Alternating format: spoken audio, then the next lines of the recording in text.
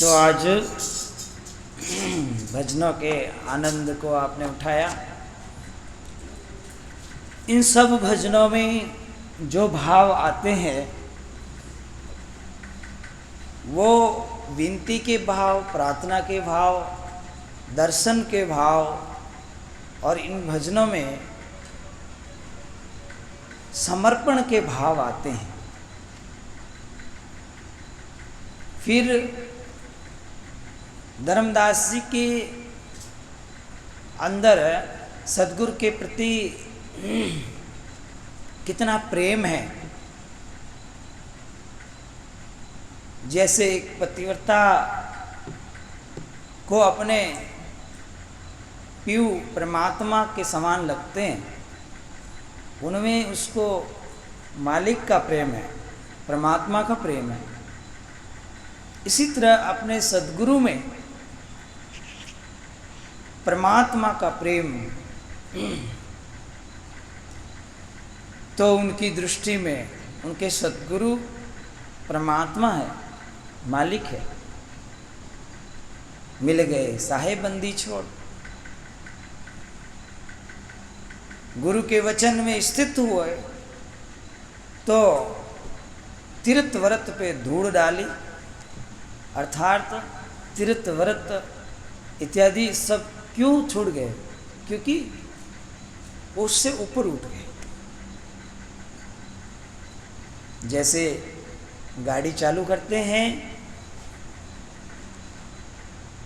और जिस टिक से गाड़ी चालू होती है, फिर गाड़ी चलने के बाद उसकी ज़रूरत नहीं। ठीक इसी प्रकार से जब आत्म साक्षात्कार होता है, अंदर में अनुभव होता है, तब किताबों की कोई ज़रूरत नहीं। जब तीर्थ के ही दर्शन यहाँ बैठे हो जाए, तीर्थ जाने की ज़रूरत नहीं। जब आपका नूर खुद को दिख रहा है तो फिर भटकने की ज़रूरत नहीं। जब आप का देखो, जीव तिल में तेल, जीव चकमक में आग, तेरा साही तुझ में जाग सके तो जाग। सभी दुख तो बिछड़ गए, सभी दुख दूर हो गए जब सद्गुरु मिल गए। तो इस तरह से इन भजनों में ये भाव आए धर्मदास जी के। सेवक होने का दावा, गुलाम होने का दावा, और सिर पर सदा आपका ही हाथ रहेगा, सदा मैं आपके चरणों में ही रहूँगा। इस तरह धर्मदास जी प्रार्थना में अपने आप को पेश करते हैं। एक शाह के सामने एक दीवान जैसे खड़ा रहता है, अर्ज लगाता है, ऐसे सद्गुरु के समक्ष खड़े होकर विनती करते हैं।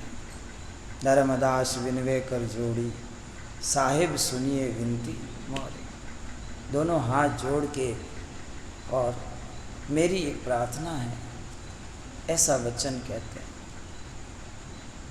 धर्मदास तुम संत सुजाना, भल पूछो ये सब ज्ञाना।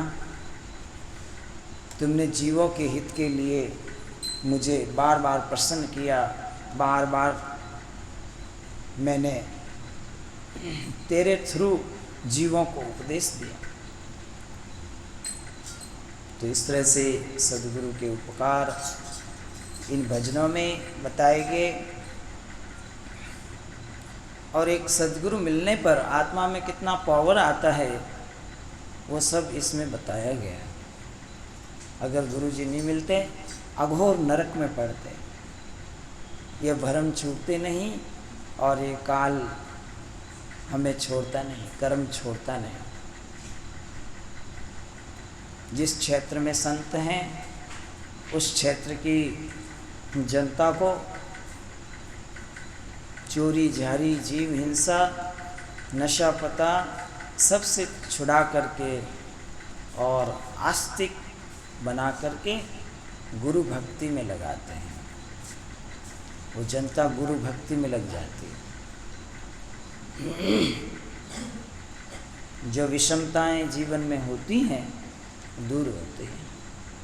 अल्लाह राम करीमा केशव हरि हजरत नाम धराया, गहना एक कनक ते गहना या में भावन दूजा, कहन सुनन को दो कर थापे, एक नमाज एक पूजा, वही महादेव वही मोहम्मद ब्रह्मा आदम कहिए, कहत कबीर सुनो वे साधो, एक जिमी पे रही।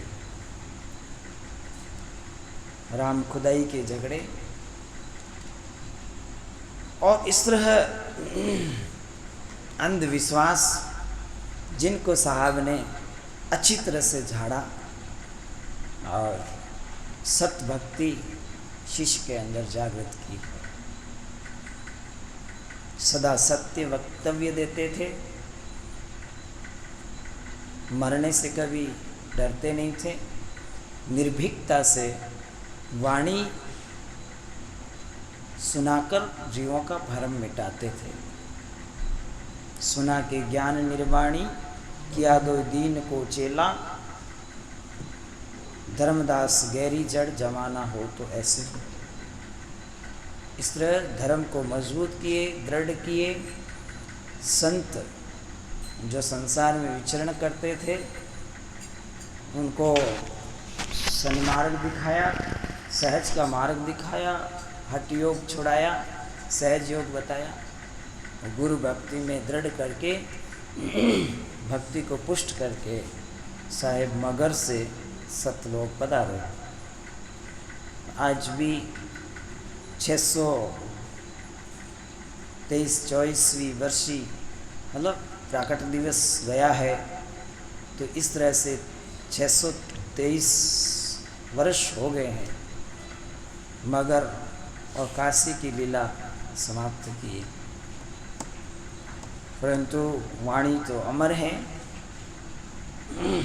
विचार नहीं मरते हैं, अमर रहते हैं।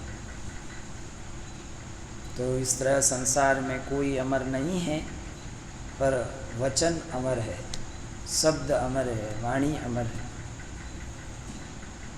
40, 50, 60, 70 साल पहले हम नहीं थे और शायद इतना आगे भी शायद चलेंगे या नहीं चलेंगे, परंतु जीवन में जो कर्म करते हैं, जो विचार वाणी के हैं,